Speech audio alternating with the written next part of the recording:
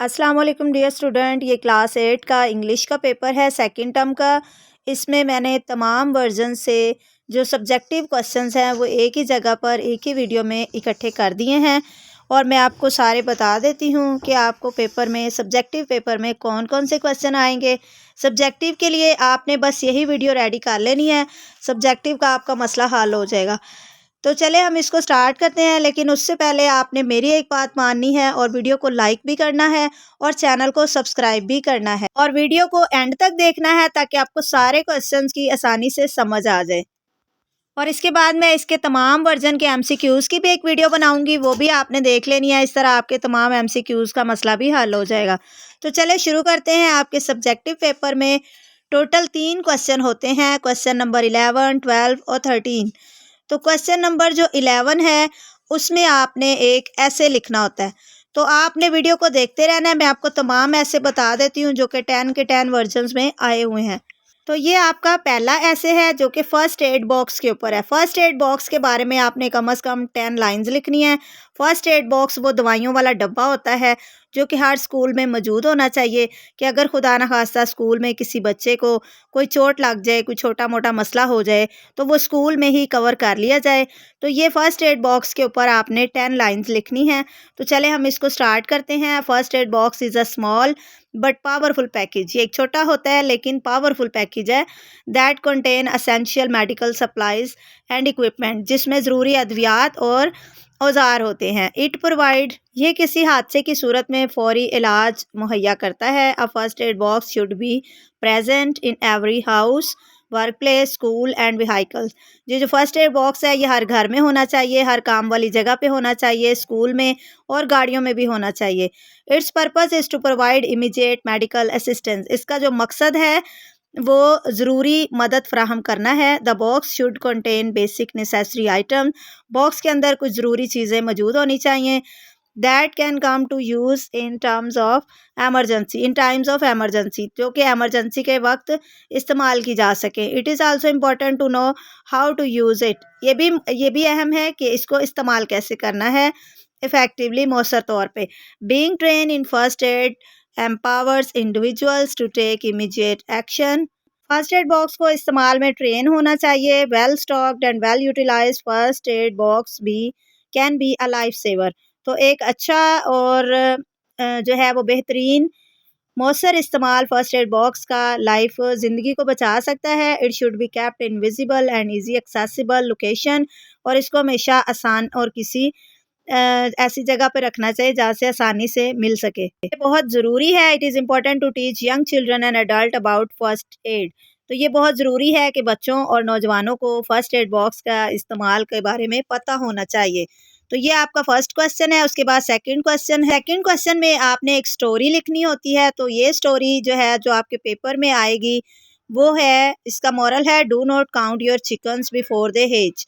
मतलब आप चूज़ों को गिनती ना करें जब तक कि वो अंडों में से निकल ना आए।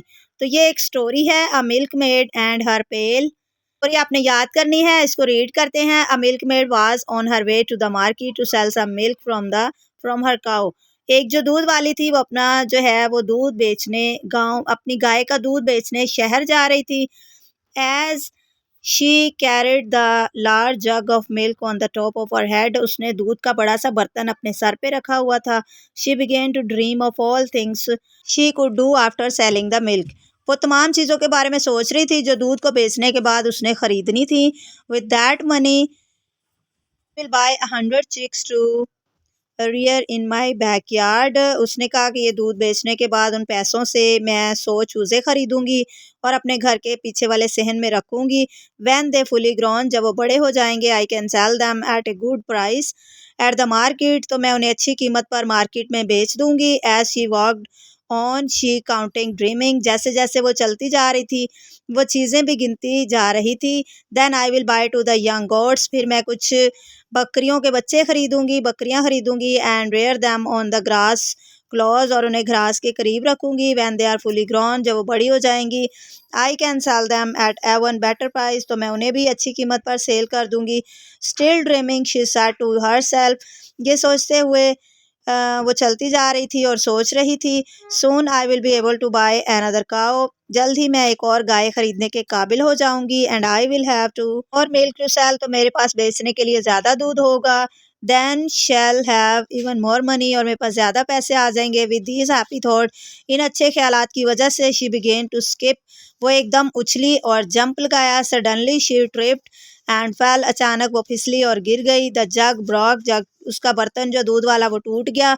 And all the milk split into the ground, और सारा दूध जो है वो ज़मीन पर फेंक गया। तो इस कहानी का मोरल है कि हमें पहले से ही वो ख्वाब नहीं देखने चाहिए जब तक कि वो पूरे ना हो जाए। उसके बाद तीसरा जो सवाल होता है क्वेश्चन नंबर 13, उसमें एक पैराग्राफ दिया होगा, वो आपने पैराग्राफ जो है वो अपने टीचर को रीड करके सुनाना है। वो आपकी रीडिंग चेक करेंगी कि आपकी इंग्लिश की रीडिंग कैसी है। तो ये एक पैराग्राफ दिया हुआ पेशेंस के बारे में, सब्र तहम्मुल के बारे में, ये आपने पढ़ लेना है और इसको याद कर लेना है। इसके बाद ये आपका अगला वर्जन स्टार्ट हो गया है, और इसमें जो ऐसे लिखने के लिए आया है वो है माई फर्स्ट डे एट स्कूल, यानी मेरे स्कूल में मेरा पहला दिन। तो इसके ऊपर आपने 10 लाइंस लिखनी हुई हैं, ये यहाँ पे लिखी हुई हैं, आपने इसको याद कर लेना है। तो ये 10 लाइंस बहुत ही आसान है कि जब आप पहले दिन स्कूल गए तो क्या क्या हुआ। इसको थोड़ा सा रीड करते हैं। A school is where children go to learn new ideas and receive an education. School एक वो जगह है जहाँ पर बच्चे नए ख्यालात और तालीम हासिल करते हैं। I was admitted to the school when I was 5 year old. जब मैं 5 साल का था तो मेरा स्कूल में दाखिला हुआ। It was a primary school, वो एक प्राइमरी स्कूल था।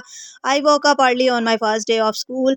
मैं अपने स्कूल के पहले दिन के लिए सुबह जल्दी उठा। And reach there with my parents, और मैं अपने वालदैन के साथ वहाँ पहुँचा। The school had a grassy lawn, school में एक लॉन था जिसमें बहुत सारी घास थी। एंड 9 रूम्स, और 9 कमरे थे। As I enter my classroom, जैसे ही मैं अपनी क्लास में एंटर हुआ, आई सा अ फ्यू बेंचेस, वहाँ पे कुछ बेंचेस पड़े थे। On which other children were sitting, जिन पे और दूसरे बच्चे बैठे हुए थे।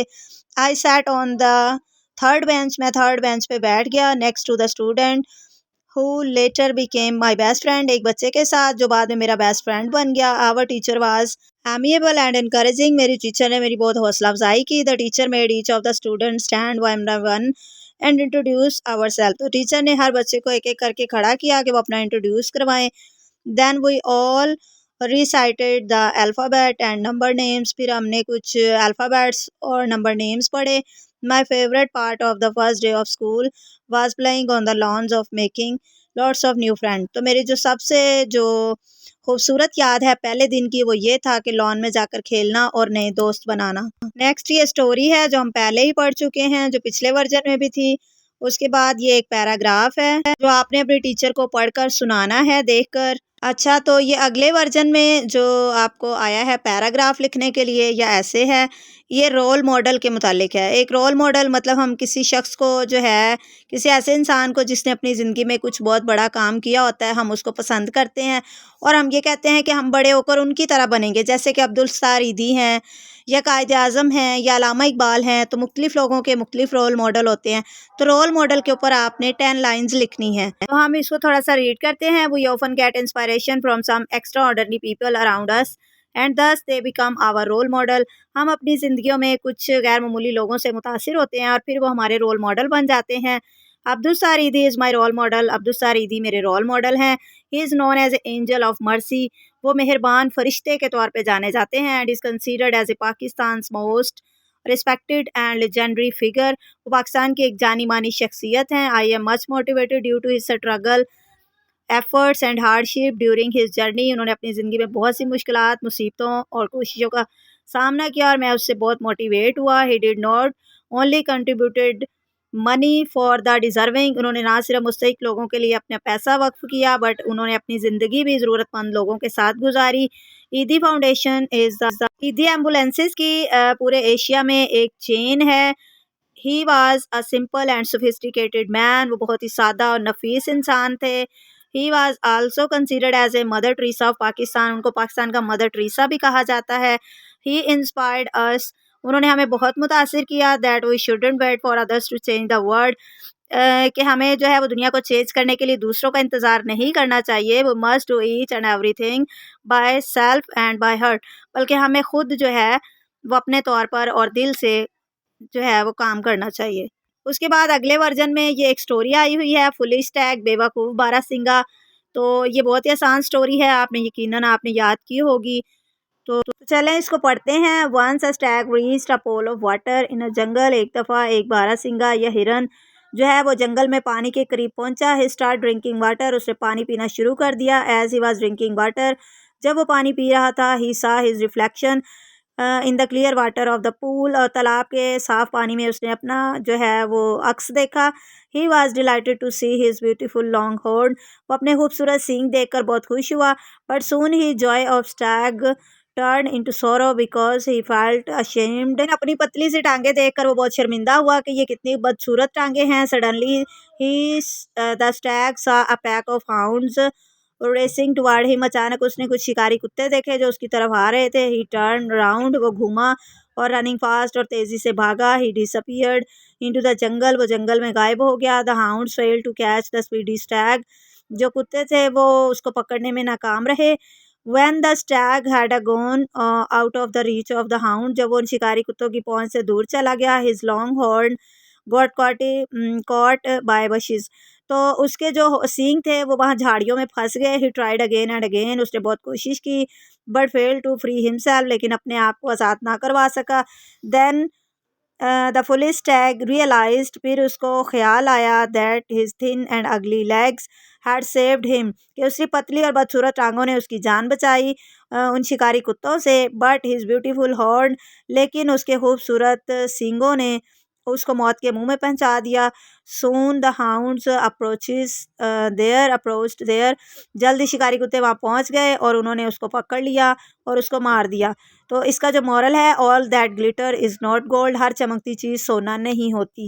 उसके बाद ये अगला पैराग्राफ है जो आपने अपने टीचर को पढ़ के सुनाना है। एक ये पैराग्राफ है डिसिप्लिन के ऊपर, इसकी भी रीडिंग करनी है। अच्छा, उसके बाद ये अगला वर्जन है और इसमें जो ऐसे लिखने के लिए आया है जो पैराग्राफ, वो है the most beautiful places you have ever visited, यानी वो खूबसूरत जगह जिन जो आपने विजिट की हैं या देखी हुई हैं, तो उनके बारे में लिखना है। चलें इसको रीड करते हैं। ट्रैवलिंग इज़ अ फन, सफ़र करना एक फ़न है। And it is very interesting to me, और मेरे लिए बहुत दिलचस्प है। I have ever visited a lot of places, मैंने बहुत सी जगहों का विज़िट किया हुआ है। But the visit which has a lasting impression on my mind, लेकिन ऐसा विज़िट जिसने मेरे दिमाग पर बहुत गहरा असर छोड़ा, is the visit to Kashmir, वो कश्मीर का विज़िट है। इट इज़ मोस्ट ब्यूटीफुल, ये बहुत ही खूबसूरत जगह है।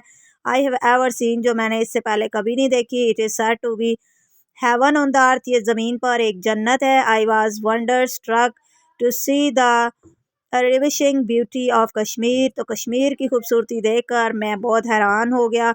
विद स्नो क्लैड माउंटेन, जो बर्फ़ से ढके हुए पहाड़। टॉल ट्रीज ऑफ चिनार, चिनार के ऊंचे ऊंचे दरख्त। लश ग्रीन प्लेन्स, और चमकते हुए मैदान और वादियाँ। Kashmir is one of the most bewitching place on the earth, Kashmir जो है वो ज़मीन पर एक बहुत ही खूबसूरत जगह है। इट हैज़ अ ग्रेट, और यहाँ पर जो सयाह होते हैं उनकी बहुत दिलचस्पी होती है। बाहर के मुल्कों से भी लोग इसको देखने आते हैं। The beauty of Kashmir is enchanting, Kashmir की जो खूबसूरती है वो बहुत ही पुरफितन है। उसके बाद ये एक पैराग्राफ है जो कि आपने अपनी टीचर को पढ़कर सुनाना है। उसके अलावा ये एक स्टोरी और है, two friends on a journey, जो दो दोस्त जो हैं वो सफ़र पर थे। तो इसका मोरल है कि सच्चा दोस्त वही होता है जो आपका मुसीबत में काम आए। तो इसको पढ़ते हैं। Once two friend went on the journey together, एक दफ़ा दो दोस्त इकट्ठे सफ़र कर रहे थे। दे वर ऑन फुट, वो पैदल जा रहे थे। They promise to be help each other through thick and thin, दोनों ने कहा कि वो हर अच्छे बुरे वक्त में एक दूसरे की मदद करेंगे। One day they happen to pass through a forest, एक दिन वो जंगल से गुजर रहे थे। सडनली दे सा अ बियर, वहाँ पे उन्होंने एक रीछ को आते हुए देखा। दे द वन रेन, एक भाग गया और एक जो है वो दरख्त के ऊपर चढ़ गया। He did not care for his, और उसने अपने दोस्त की कोई परवाह ना की। द अदर वाज कन्फ्यूज, दूसरा बहुत कन्फ्यूज था। But thought of a trick, फिर उसके जहन में एक ट्रिक आई। और ही एट वंस ले डाउन, वो अचानक वो लेट गया। एंड हेल्ड हिज ब्रेथ, और अपनी सांस रोक ली। He knew that the bear does not harm a dead person, वो जानता था कि जो रीछ होते हैं वो एक मरे हुए इंसान को नुकसान नहीं पहुंचाते। द बियर केम देयर, रीछ वहाँ आया। He sniffed took the man to be dead, उसने उस आदमी को मरा हुआ समझा, सूंघा। एंड वेंट अवे, और चला गया। When the bear was out of sight, जब वो दूर चला गया। the first friend come down the tree, जो दरख्त पे चढ़ा था वो नीचे आया और अपने दोस्त से पूछा कि जो बियर है वो रीछ है वो तुम्हारे कान में क्या कह रहा था। द सेकंड फ्रेंड रिप्लाइड, तो दूसरे दोस्त ने जवाब दिया, the bear advice me not to trust a false friend, तो बियर ने मुझे ये नसीहत की है कि गलत दोस्त पे भरोसा मत करो। Saying this he went in on his way alone, तो फिर वो अपने रास्ते पर तन्हा चला गया। तो ये इसका मोरल है, a friend in need is a friend in deed. So my dear student, total आपने इस पेपर के लिए 3 कहानियाँ याद करनी हैं और 3 ही पैराग्राफ याद करने हैं।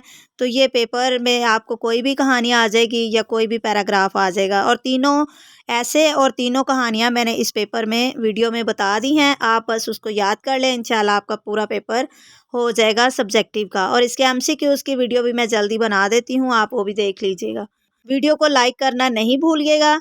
मिलते हैं नेक्स्ट वीडियो में, तब तक के लिए अल्लाह हाफ़िज़।